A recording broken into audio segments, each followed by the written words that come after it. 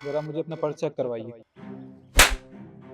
क्या कहा तूने कि मैं तुझे अपना पर्स दिखाऊं? तुम मुझ पे चोरी का इल्जाम लगा रहे हो? मैडम, आपको मुझ पे हाथ नहीं उठाना चाहिए था। मैं बस अपना काम ही कर रहा था, अपनी ड्यूटी कर रहा था। साहब ने मुझसे कहा है कि जो भी उनके क्लिनिक में आए या बाहर जाए, उसकी चेकिंग करना, और मैं बस वही कर रहा था और आपने मुझ पे हाथ उठा दिया। अच्छा, साफ साफ तुमने मुझ पे चोरी का इल्जाम लगाया है। और मुझे लगता है ना कि तुम भूल गए हो, ये जो तुम्हारे साहब है ना, उनकी होने वाली बीवी हूं मैं। यानी कि इस हिसाब से तो मैं इस क्लिनिक की मालकिन हूँ। और मालकिन होके मैं अपने ऑफिस में चोरी तो करूंगी नहीं। जो तुमने मुझ पे ये इल्जाम लगा दिया ना चोरी का, तुम जानते नहीं हो कि मैं तुम्हारे साथ क्या कर सकती हूँ। तुम्हें 1 मिनट में ना नौकरी से निकाल सकती हूँ, समझ में आई? तो अपनी औकात में रह के बात करो मुझसे। मैडम, आप मुझ पे गलत इल्ज़ाम लगा रही हैं। मैं सिर्फ अपना काम कर रहा हूँ।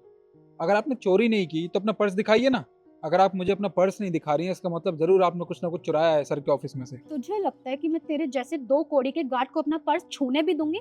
बिल्कुल भी नहीं। और रही बात ना चोरी की, तो तुम्हारा बहुत ज्यादा हो गया है। अभी तुम्हारे सर को फोन करती हूँ, रुको तो। अच्छा, कोई बात नहीं। आप फ़ोन क्यों कर रही हैं सर को? आप सर के ऑफिस में ही चलिए ना, वहीं बात करते हैं। हम्म, ये तो और भी अच्छी बात है। आओ अंदर। किशन, ये तुमने कैसा स्टाफ रखा हुआ है? तुम्हें पता है इसने बाहर मुझ पे चोरी का इल्जाम लगाया है। नहीं सर, मैडम बिल्कुल झूठ कह रही हैं। मैं इन पे चोरी का कोई भी इल्ज़ाम नहीं लगा रहा हूँ। आपने मुझसे कहा है ना कि जो भी ऑफिस के अंदर आए या बाहर जाए, उसकी हमेशा चेकिंग करनी है। तो बस मैडम आपके ऑफिस से बाहर गई थी, मैं इनकी चेकिंग कर रहा था। इतने में ये रेड लाइट बच गई और इसमें से बीप की आवाज़ आने लगी। सर, ये तभी होता है जब किसी के पास कोई मेटल की चीज़ हो। अब मुझे लगता है इन्होंने अपने पर्स में कुछ छुपा रखा है। आप इनसे पूछिए सर, इन्होंने ज़रूर चोरी की आपके ऑफिस में। देख रहे हो तुम, तुम्हारे सामने ये मुझ पे चोरी का इल्जाम लगा रहा है। मैं मानती हूँ तुम्हारे सर ने तुम्हें कह रखा है तो आने जाने वाले लोगों की चेकिंग करो, लेकिन अदर पर्सन की करो ना। मेरी कैसे करी तुमने चेकिंग? तुम जानते नहीं हो मैं इनकी होने वाली बीवी हूँ। तुम मेरी चेकिंग करो और मुझ पे ही चोरी का इल्जाम लगा रहे हो। इशू कोई बात नहीं, तुम इतना गुस्सा मत करो। हो सकता है उसे कोई गलतफहमी हो गई हो। मैं उसे समझा देता हूँ। निखिल, आज के बाद जब भी इशू मेरे ऑफिस में आए तो कभी भी इसकी चेकिंग, ठीक है? ठीक है सर, अगर आप कहते हैं कि आज के बाद मैं मैडम की चेकिंग ना करूं, तो सर मैं बिल्कुल नहीं करूंगा। पर मैं ये काम काफ़ी टाइम से कर रहा हूं सर, और जब भी ये बीप करता है तो इसका मतलब होता है कि उस इंसान ने कुछ ना कुछ रखा हुआ है अपने पास। देखिए सर, मैं इन पे चोरी का कोई इल्ज़ाम नहीं लगा रहा हूँ। बस मैं इतना कह रहा हूँ कि आप एक बार अपने ऑफिस का सीसीटीवी चेक कर लीजिए। सीसीटीवी? सीसीटीवी क्यों चेक करना है? तुम्हें समझ में नहीं आता? उन्होंने कहा ना कि आज के बाद तुम मेरी चेकिंग नहीं करोगे, तो तुम ये कह रहे हो कि सीसीटीवी चेक कर रहे ना? चुपचाप यहाँ से चले जाओ, वरना अपनी नौकरी से हाथ धो बैठोगे।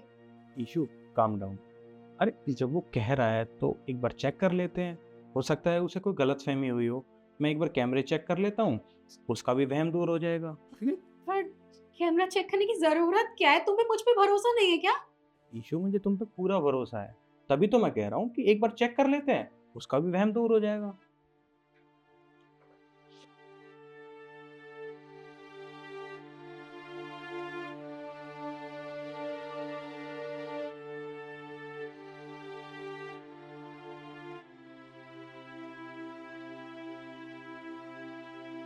ये क्या है इशू? तुमने चोरी करी है? देखो कृष्ण, मुझसे ना गलती हो गई। मुझे थोड़े से पैसे देख के और गोल्ड देख के लालच आ गया था। प्लीज तुम मुझे माफ कर दो, मैं आज के बाद कभी ऐसा नहीं करूंगी। मैं मानती हूँ मैंने गलती की है। ईशु, तुम्हें माफ कर दूं? अरे तुमने चोरी करी है। तुम मुझे एक बात बताओ, मेरे पास जो कुछ है वो सब तुम्हारा ही तो है ना? मैं तुमसे शादी करने वाला था। किस चीज की कमी थी तुम्हारे पास? अगर तुम्हें कुछ चाहिए होता तो तुम मुझसे मांग लेती। पर चोरी करने की क्या जरूरत थी? अगर मेरी तुमसे शादी हो जाती तो मेरी तो जिंदगी खराब हो जाती ना।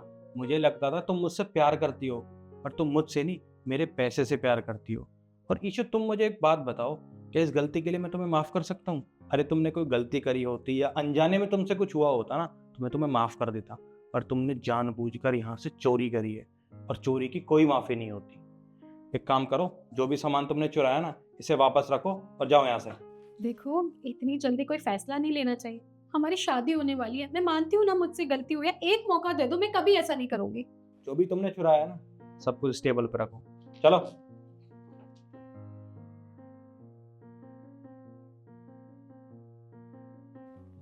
पैसे भी रखो, और अब जाओ यहाँ से।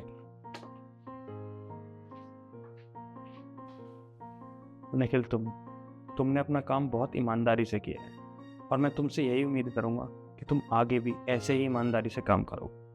जी सर। अब तुम जाओ और अपना काम करो।